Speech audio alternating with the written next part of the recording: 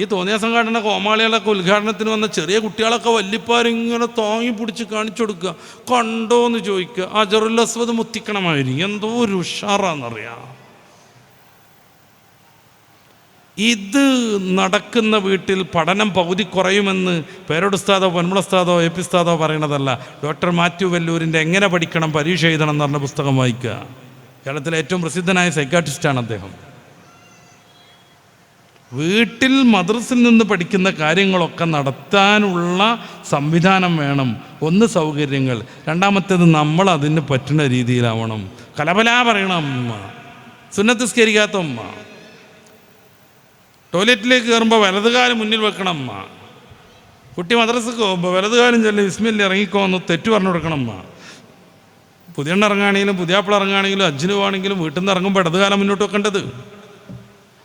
ടോയ്ലറ്റിലേക്ക് തലമറക്കാതെ കുട്ടി പോണ കാണുമ്പോൾ അത് മെയിൻറ്റെയിൻ ചെയ്യാത്തമ്മ. ഇടതുകാലം വെച്ചിരിക്കുന്നതും മുപ്പത്തിക്ക് വിഷയമല്ല, ചെരുപ്പിടാതെ പോകുന്നതും വിഷയമല്ല, കുട്ടി നിസ്കരിക്കാതിരിക്കണതും വിഷയമല്ല, ഖുർആൻ ഓതാതിരിക്കണതും വിഷയമല്ല. അങ്ങനത്തെ സാഹചര്യം വരാൻ പാടില്ല. തഹജ്ജുദ് നിസ്കരിക്കുന്ന ഉമ്മമാരെ കണ്ട് മക്കൾ എഴുന്നേൽക്കണം.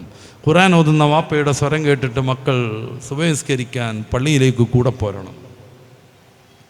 ആ കുടുംബത്തിൽ സ്നേഹവും സമാധാനവും കളിയാടിടും. ആ കുടുംബം എപ്പോഴും വിശുദ്ധി പാലിക്കുകയും ചെയ്യും. അതാണ് നമുക്ക് ആവശ്യം.